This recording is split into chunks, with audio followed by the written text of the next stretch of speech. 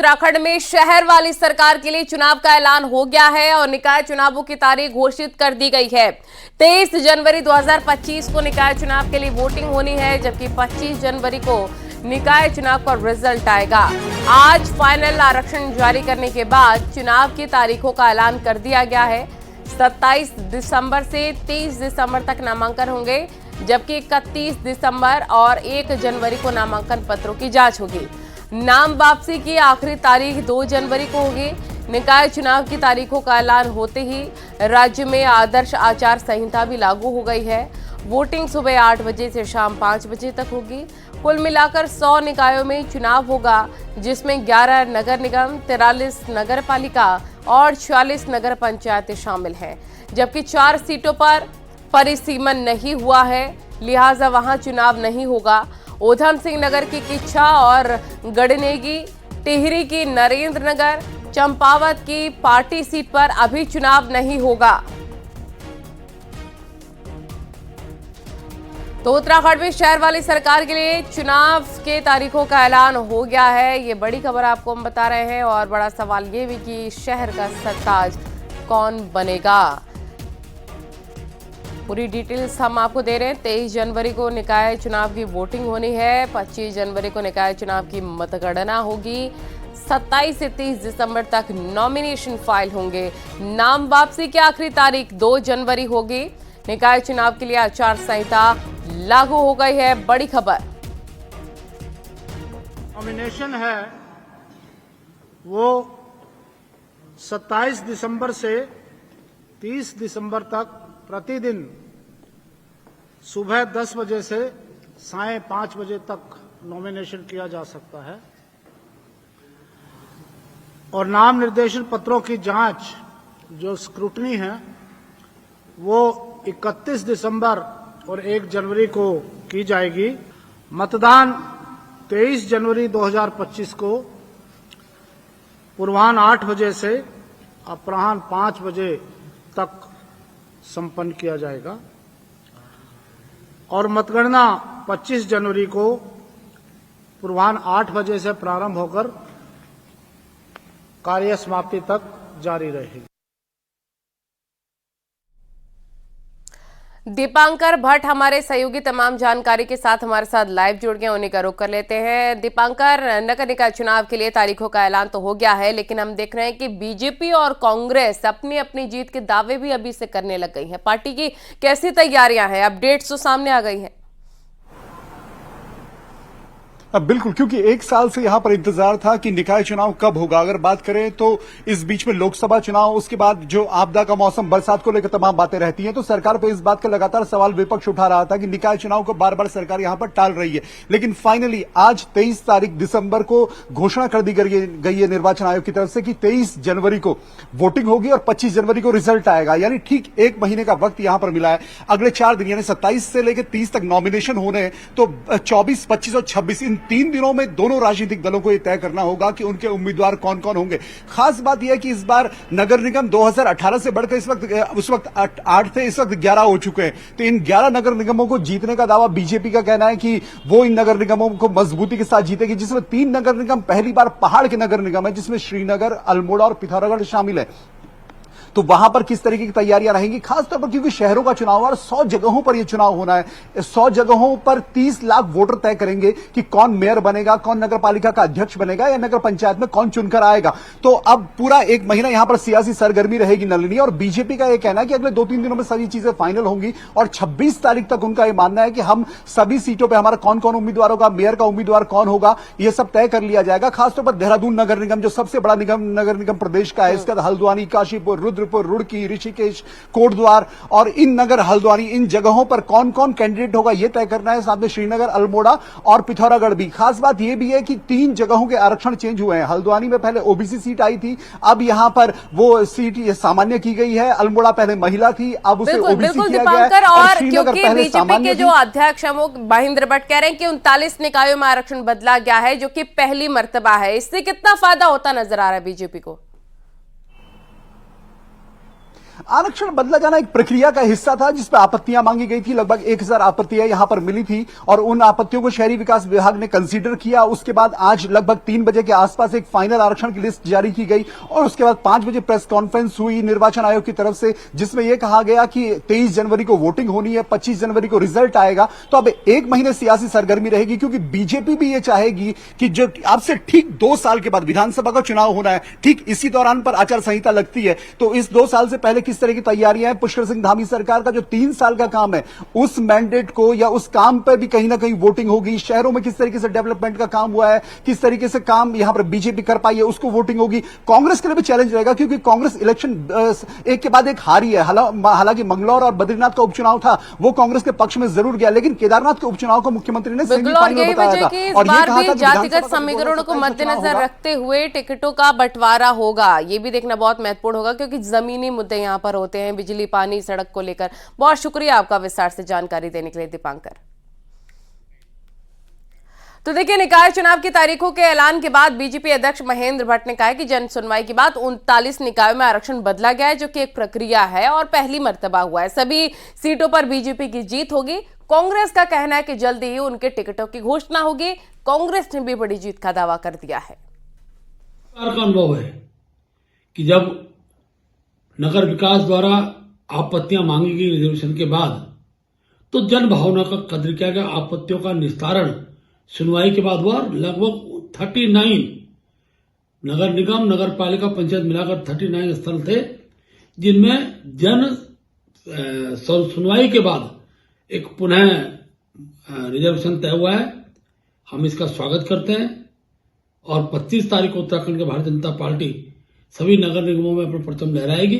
नगर पंचायतों में, नगर पालिका परिषदों में और नगर निगमों में पैनल्स तैयार कर लिए हैं और जैसे ही हमारे पैनल्स पर पीसीसी की बैठक होगी, जो हमारी यहाँ पर कोर कमेटी है, वो अपना पैनल्स पर डिस्कशन करने के बाद फाइनल नामों का जो पैनल है वो एआईसीसी को भेजेगी। उसके बाद टिकट घोषित हो जाएंगे। हम लोग पूरी तरह से तैयार हैं और मैं समझता हूं कि इस बार राज्य में नगर निकायों में, मैक्सिमम नगर निगमों में, नगर पालिका परिषदों में, नगर पंचायतों में कांग्रेस का परचम लहराएगा। हरिद्वार में गुरुकुल कांगड़ी विश्वविद्यालय के संस्थापक स्वामी श्रद्धानंद के 99वें बलिदान दिवस पर यज्ञ का आयोजन किया गया। कांगड़ी गांव में गुरुकुल की प्राचीन इमारत में आयोजित कार्यक्रम में उत्तराखंड के मुख्यमंत्री पुष्कर सिंह धामी, केंद्रीय जल शक्ति मंत्री जीआर पाटिल और फिल्म अभिनेता विवेक ओबरॉय भी शामिल हुए। इस दौरान स्वामी श्रद्धानंद द्वारा वैदिक शिक्षा के लिए कार्यों को याद किया गया। केंद्रीय जल शक्ति मंत्री सीआर पाटिल ने कहा, गुरुकुल कांगड़ी विश्वविद्यालय की प्राचीन बिल्डिंग में शोध केंद्र और गंगा म्यूजियम बनाया जाएगा। आपको बता दें कि साल 1902 में स्वामी श्रद्धानंद द्वारा हरिद्वार के कांगड़ी में गुरुकुल आश्रम की स्थापना की गई। बाद में इसी स्थान पर गुरुकुल कांगड़ी विश्वविद्यालय बना दिया गया।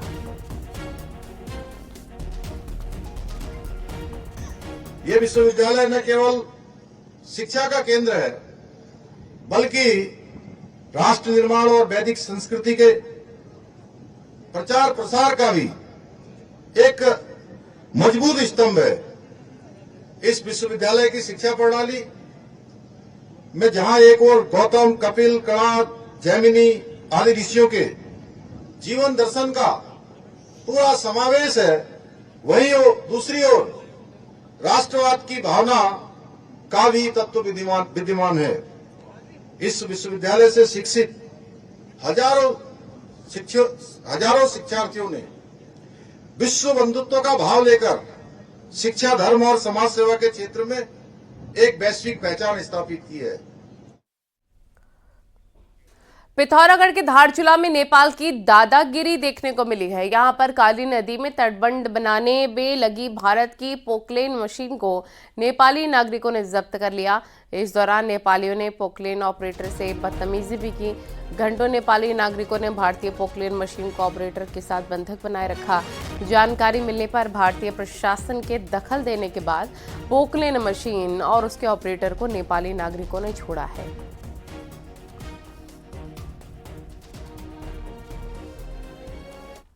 मेरे को वहाँ पे दांत गिर गया था मेरा। मैं इधर से ऊपर ही को ले जा रहा था वहीं से मशीन को, तो मेरा दांत गिर गया था। मैंने बोला इसको इधर को, उसने प्यार से बुलाया। मैंने बोला दे ही देगा, फिर क्या वो करेगा।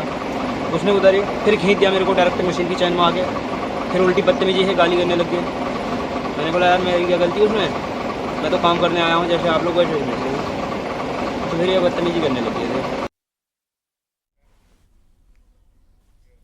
योग गुरु स्वामी रामदेव ने संघ प्रमुख मोहन भागवत के मंदिर मस्जिद वाले बयान पर रिएक्शन दिया है। हरिद्वार में गुरुकुल कांगड़ी विश्वविद्यालय में स्वामी श्रद्धानंद के 99वें बलिदान दिवस पर आयोजित कार्यक्रम में शिरकत करने पहुंचे स्वामी रामदेव ने कहा कि ये सच है कि आक्रांताओं ने सनातन के कौम को नष्ट किया है और क्षति पहुंचाई है। गलत कामों को दंडित करना कोर्ट का काम है, लेकिन सनातन के बड़े तीर्थों पर निर्णय जरूर करना चाहिए। हालांकि देश में भाईचारा कायम रहना भी जरूरी है। तीर्थ हैं, बड़े गौरव के स्थान है, उनके ऊपर तो कुछ निर्णय करना ही चाहिए, जिससे कि जिन आक्रांताओं ने सनातन का विध्वंस मचाया, उन पापियों के उस पाप का थोड़ा फल तो मिलना चाहिए। बाकी देश में भाईचारा भी कायम रहना चाहिए। बीजेपी के राष्ट्रीय मीडिया प्रमुख और गढ़वाल सांसद अनिल बलूनी कोटद्वार के दौरे पर पहुंचे। सांसद अनिल बलूनी ने दावा किया कि कोटद्वार का मेयर बीजेपी का ही बनेगा। साथ ही उन्होंने कहा कि प्रदेश के ज्यादातर नगर निकायों में भी बीजेपी का परचम लहराएगा। बलूनी ने कहा कि प्रदेश सरकार के कामकाज से जनता खुश है और इसका फायदा निकाय चुनावों में मिलेगा। उन्होंने कहा कि कोटद्वार में मेयर प्रत्याशी के लिए मंथन का दौर जारी है और जल्दी ही इसकी घोषणा कर दी जाएगी। को लेकर हमारे भारतीय जनता पार्टी की पूरी तैयारी है। कमर हम लोगों ने कस रखी है। हमारे प्रत्याशी चयन की प्रक्रिया चल रही है। हम लोग उसको और तेज कर देंगे और बहुत ही जल्दी अपने प्रत्याशी की भी सूची तय करेंगे, घोषणा भी करेंगे।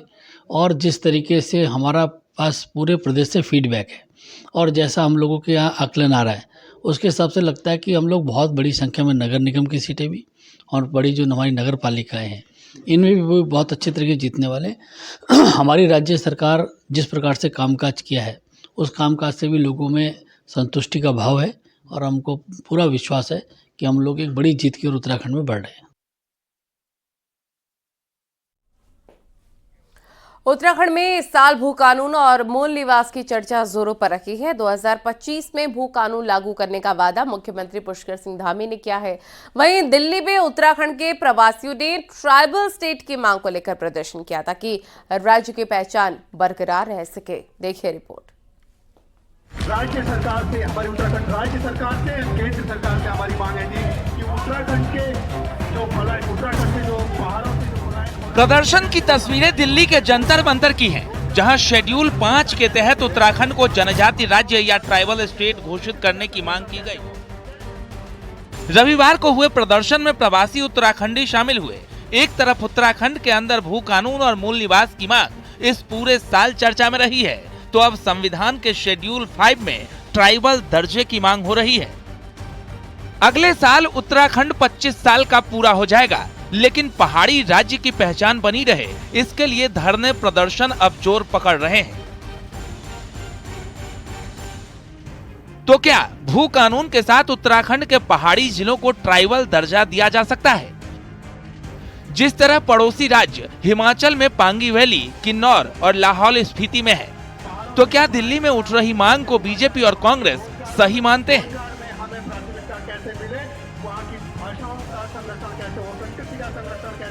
हर विषय को देश के प्रधानमंत्री जी चीजों को संज्ञान में लेते हैं।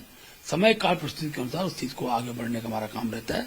ये सब लोग जानते हैं कि उत्तराखंड एक सीमांत क्षेत्र है, बॉर्डर से लगा हुआ क्षेत्र होता है, तो उसके दृष्टिकोण से सीमावर्ती जनपदों के लिए अलग प्रकार की व्यवस्थाएं पूर्व में बनी हुई हैं। अनेकों प्रकार इस प्रकार विषय आता है। जहाँ भू कानून का विषय, तो भू कानून तो भारतीय जनता पार्टी के स्वयं के एजेंडे में है, उसको हम भविष्य में इम्प्लीमेंट करेंगे। देखिए, निश्चित रूप से जिस तरीके की मांग उठ रही है कि उत्तराखंड को 5th शेड्यूल में डाला जाए और नॉर्थ ईस्ट की तरह जो पूर्व जो पर्वतीय राज्यों को विशेषकर पूर्वोत्तर क्षेत्र में जो सुविधाएं मिलती हैं वो उत्तराखंड के नागरिकों को मिलनी चाहिए।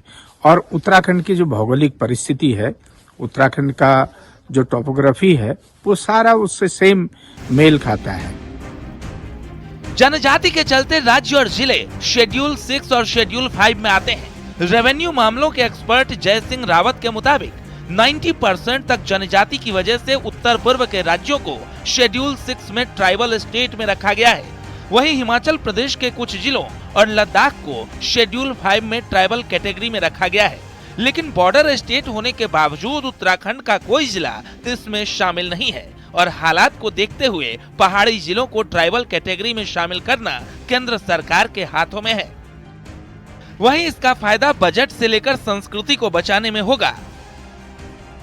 रहे हैं इनका कहना है कि लुक उत्तराखंड आपका देखिए, नॉर्थ ईस्ट हो गया, हिमालयी राज्यों में अब तक कश्मीर, जम्मू कश्मीर था, स्पेशल स्टेटस था और उसके बावजूद इन्होंने उसको लद्दाख को ट्राइबल उसका वो दे दिया स्पेशल दे दिया। हिमाचल और ये बीच में छूट गए हैं दोनों, जो इनको जरूरत स्पेशल स्टेटस की है। हिमाचल को भी 3-4 जिले उनको दे दिए हैं, केवल अकेला छूटा है, उत्तराखंड छूटा हुआ है। तो ये मांग हो रही है, तो राज्य ये भारत सरकार ही कर सकती है, करेगी। उत्तराखंड की सांस्कृतिक पहचान बरकरार रखने की बात खुद मुख्यमंत्री पुष्कर सिंह धामी कर रहे हैं। इसके बाद कड़े भू कानून और मूल निवास की बात में भी जोर पड़ा है, तो दिल्ली में ट्राइबल स्टेट की मांग भी इसी का एक हिस्सा है। तो बात चाहे दिल्ली में उठ रही हो या देवभूमि में, मकसद उत्तराखंड की सांस्कृतिक पहचान बचाने का है। दीपांकर भट्ट, न्यूज़ 18, देहरादून। उत्तराखंड में मौसम विज्ञान केंद्र का पूर्वानुमान सही साबित हुआ। चक्राता में जमकर बर्फबारी हुई, बर्फ के सफेद चादर से पहाड़ों की चोटियां ढक गई। चक्राता के लोखंडी क्षेत्र में सीजन की दूसरी बर्फबारी हुई है। वहीं अचानक हुई बर्फबारी होने से पर्यटन काफी खुश हैं और बर्फबारी का जमकर लुत्फ उठा रहे हैं। हालांकि बर्फ की वजह से कई जगहों पर गाड़ियां फंसने का भी खतरा है, जिन्हें बाद में निकाल लिया गया। स्नोफॉल होने से पर्यटन कारोबारी काफी खुश हैं, क्योंकि अब भारी संख्या में पर्यटकों के आने की उम्मीद है। मौसम विभाग ने आज और कल के लिए बारिश और बर्फबारी का अलर्ट जारी किया है।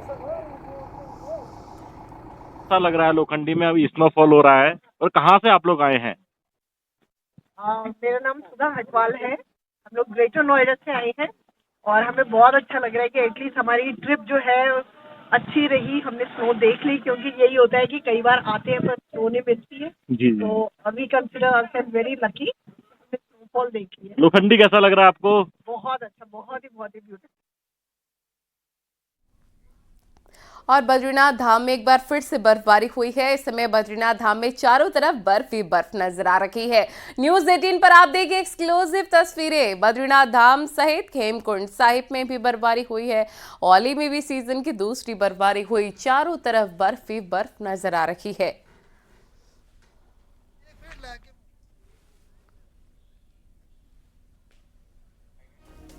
ये तस्वीरें देखिए, बेहद ही खूबसूरत ये तस्वीरें हैं।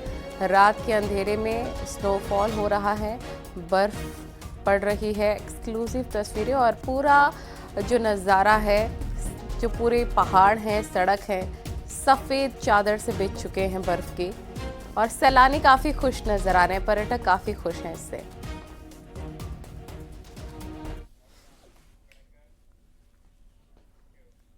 उत्तरकाशी के ऊंचाई वाले इलाकों में भी जमकर बर्फबारी हो रही है। यहां गंगोत्री यमुनोत्री के साथ ही अन्य इलाकों में भी बर्फ गिर रही है। अगले 2-3 दिन मौसम ऐसा ही रहने वाला है। गंगोत्री हाईवे सूखी के आगे बंद हो गया है, जबकि सभी सड़कों पर बर्फ के चलते फिसलन वाले हालात हैं। उत्तरकाशी में बर्फबारी के बीच न्यूज़ 18 की टीम भी मुस्तैद है, देखिए।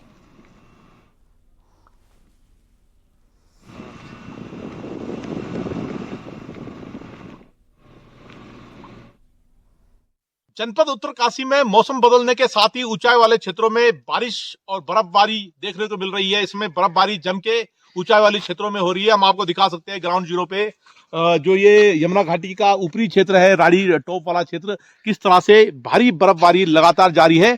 और ये बताता है कि किस तरह से मौसम बदलने के बाद जो ऊंचाई वाले क्षेत्र है, चाहे गंगोत्री हो, यमुनोत्री हो या फिर हर्षिल घाटी हो, हरकी-दून घाटी हो, सांकरी हो, भारी बर्फबारी इस समय हो रही है। और जिस तरह से मौसम विभाग ने उम्मीद जताई है कि आज से अगले दिन तक, जो कल तक है, भारी बर्फबारी पहाड़ों पे हो सकती है। तो उसका नज़ारा आप देख सकते हो, किस तरह से सड़कें भी, जो सड़क है उस पर भी बर्फबारी हो रही है और कई जगह सड़कें भी बंद हो गई है। और इस समय अपडेट यह है कि भारी बर्फबारी जो उत्तरकाशी के ऊंचाई वाले क्षेत्र है वहां हो रही है। आप एक्सक्लूसिव तस्वीरें ग्राउंड जीरो पे देख सकते हैं कि किस तरह से भारी बर्फबारी इस समय हो रही है। और अपडेट यही है कि जो सैलानी लंबे समय से बर्फबारी का इंतजार कर रहे थे उनके लिए खुशखबरी है, और जो किसान है उनके लिए भी खुशखबरी है कि बर्फबारी शुरू हो गई है, और जिसकी उम्मीद लगातार की जा रही थी। अपडेट आप देख सकते हो किस तरह से भारी बर्फबारी हो रही है और चारों तरफ बर्फ के जो फुवारे हैं वो गिर रहे हैं। प्रकृति का अनुपम दृश्य इसे कह सकते हैं। किस तरह से पेड़ों पे जो पेड़ है वो बर्फ से सफेद हो चले हैं। चमोली की नीति घाटी में इस समय कड़ाके की ठंड बढ़ रही है। बढ़ती ठंड के चलते यहाँ नदी नाले झरने सब कुछ जम चुके हैं। तस्वीरें देखिए आप कैसे यहाँ भोलेनाथ की गुफा में अब बाबा बर्फानी विराजमान हो चुके हैं। ये तस्वीरें अपने आप में बहुत आकर्षित करने वाली हैं। चारों तरफ बहते हुए झरने बर्फ का आकार ले चुके हैं। ऊंचाई वाले इलाकों समेत निचले इलाकों में भी ठंड का कहर जारी है और पीने का पानी भी जम चुका है। अद्भुत ये दृश्य नीति घाटी का।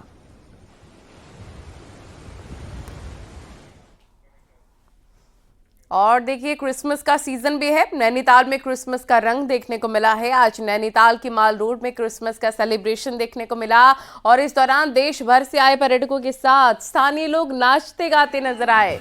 इस दौरान सेंटा ने पर्यटकों को उपहार भी दिए। पहाड़ी वाद्य यंत्रों के साथ क्रिसमस की रैली लोगों के लिए एक आकर्षण का केंद्र बनी रही।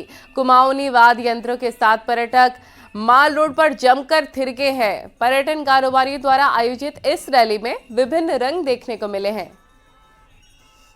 सेलिब्रेट करने के लिए नैनीताल आए और आज इस कार्निवल में ज्वाइन करके बड़ा मजा आ रहा है। जिस चीज को मजा आ रहा है बोलो मेरी क्रिसमस। कि जैसे क्रिसमस पे हर साल हम करते आए हैं, तो हम क्रिसमस पे सेंटा परेड निकाल रहे हैं। उसके बाद कल गैला डिनर है और मैजिक शो, पपेट शो, इस तरह के आयोजन किए जाएंगे। न्यू ईयर पे भी उसी तरह का इवेंट है। दिल्ली से डीजे आ रहा है और सारे वेलकम होगा चोलिया डांस के साथ सारे गेस्ट का।